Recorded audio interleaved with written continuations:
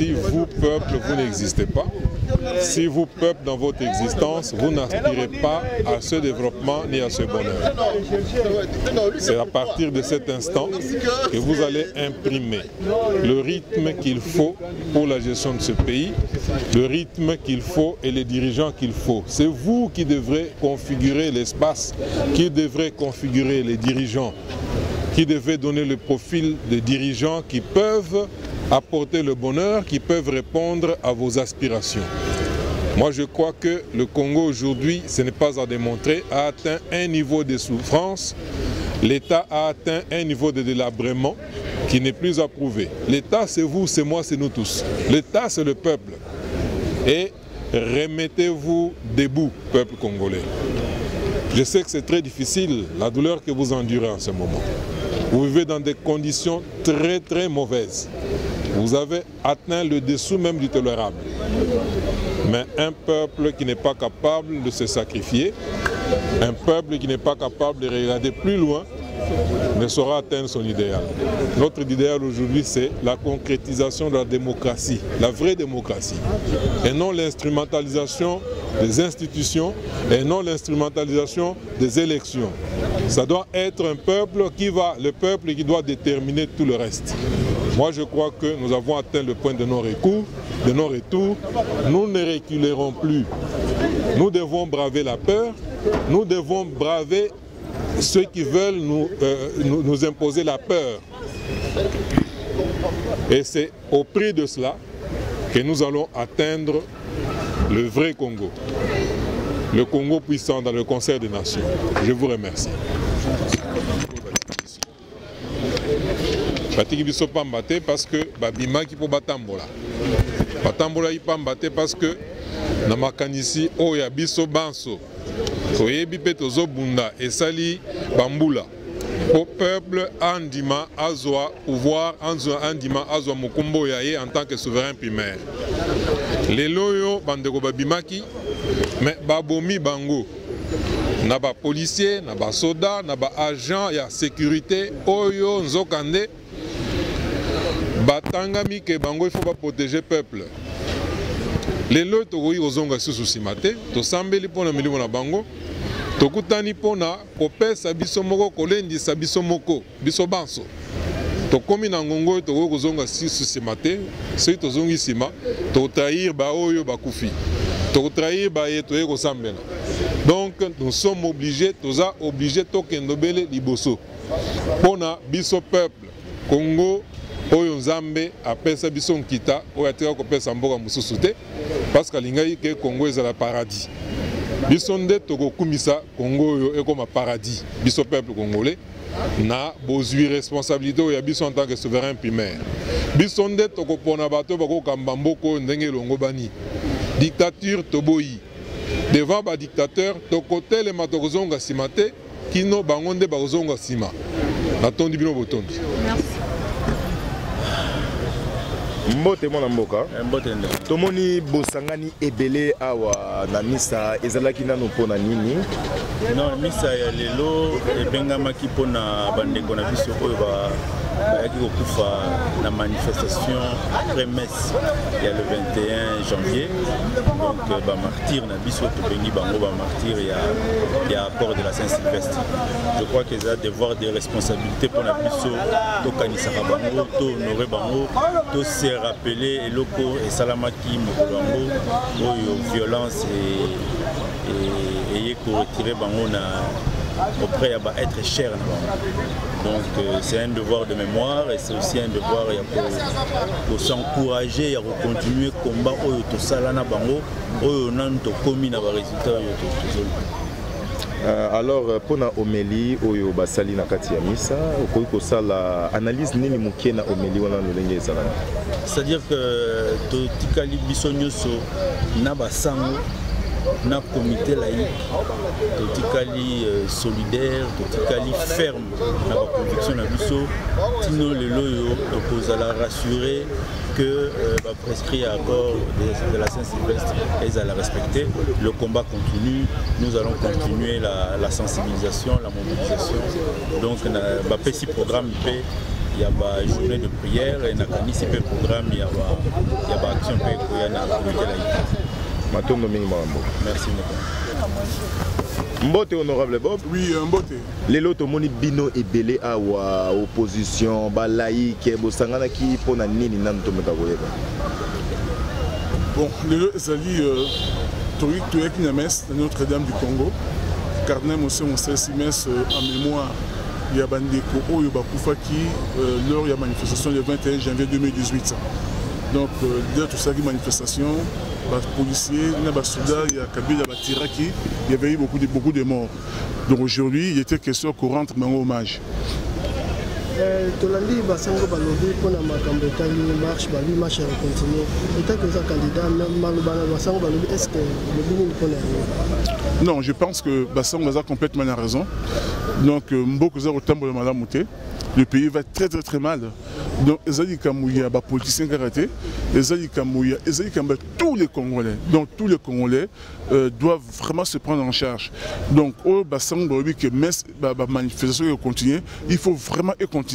Tu es d'accord na bango. Et d'ailleurs, je suis aussi d'accord dans le sang le très bien que dans sali rêve, dans sali ndoto, l'homme na katamboka oyo, bakoboma isu batute pour batata moli. Ndoto na katamboka oyo, donc batbarolia tongo midi pourquoi? Ndoto na katamboka oyo, makambo kutambola. Ça aussi ils ont une d'autres Il faut vraiment que lobby Congo za Congo moko nouveau et za autres au moins ce côté pour na yango faut ba o baza ce que le pouvoir bakende pour baza ba médiocre.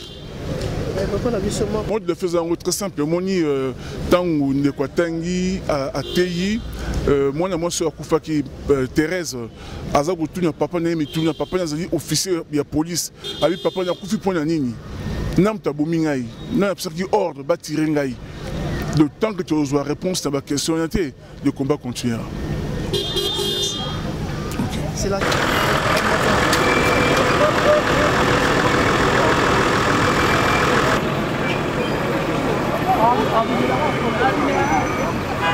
Il y a des héros soutien.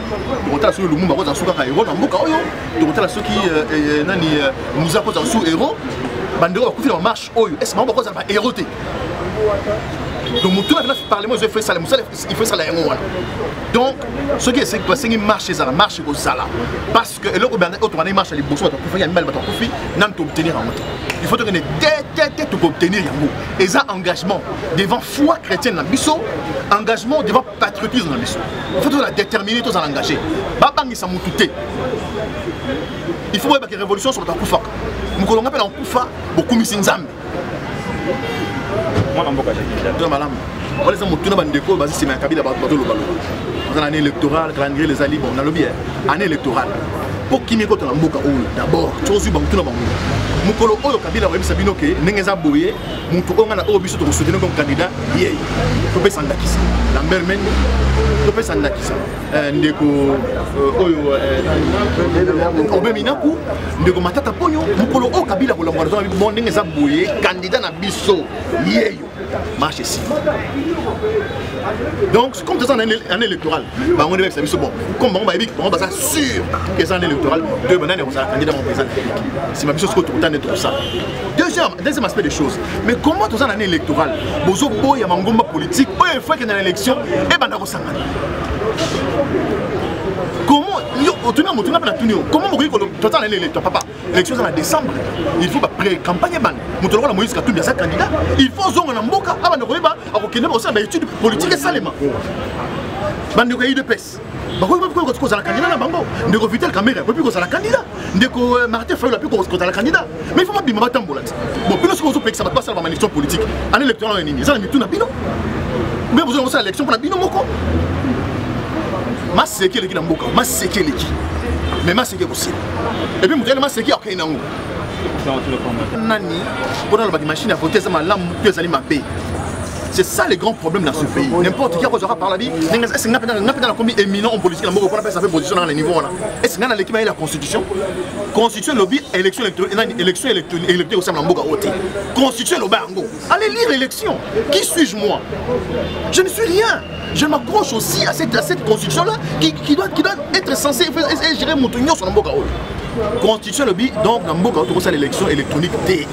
C'est la constitution qui le dit, papa, que nous vérifier.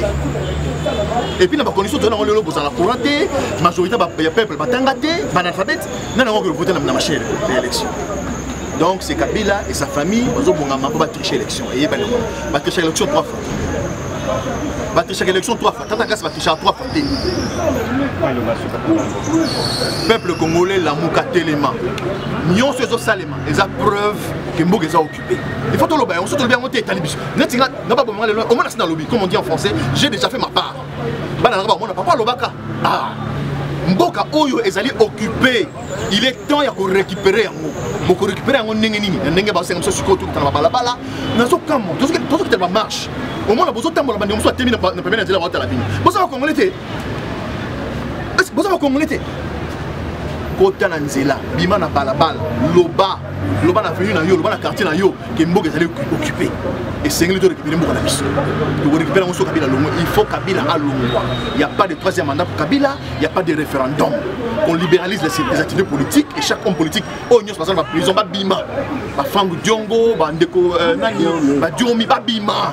Ba bazali banda mamuya ba bima, ba bazali banda Mbok ba zonga. Parce que tout ça na toke ba élection. Botika so élection na ninga kimia. Qui me faisait ce qui me allait bien de voilà là pour déjà voilà là non on a là on a bien tant que vous avez petit merci mais message est à mon compte tobo ça n'aura jamais ba kufa pour l'école ba pesa vie na bango pour l'école mais pour nangai ils a passé koya boyepe eza ko kanisa bande ko ba kufa mais ezali pe ko sala ngai somo mondamana na nzoto ko nakanisi ete mokolo wana ngai pe nazalaki libanda mokolo wana ngai pe na marchaki ngai pe nasambelaki c'est-à-dire que mokolo wana ngai pe nakoya kokufa lokola bandeko bakufi et c'est une interrogation finalement tosala nini na mitunaki nga moko motuna wana mais eyano yaki ka moko choix eza te tokotika te il faut tokoba nango ti na suka suka ezali nini ezali que ba revendication na biso il faut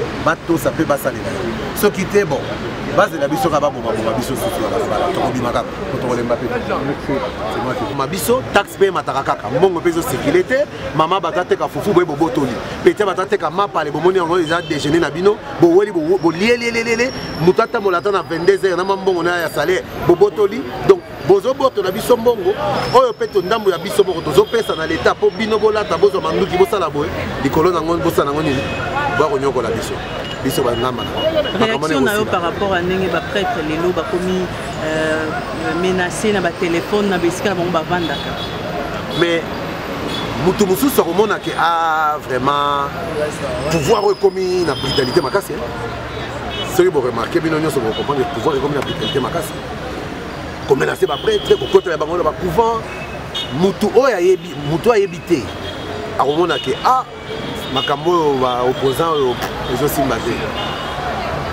ezosimba te batika kaka mais ngai naloba mbisi oyebi mama ngai naloba mbisi oyo nayebi omoni mbisi soki akangi ndobo obimisi ye na mai akoningana kobundana makasi moto aloba mbisi te akomona ke mbisi oyo aza makasi ya danger mais oyo aloba mbisi ayebi ke oyo eza kobundana suka mpo mbisi enga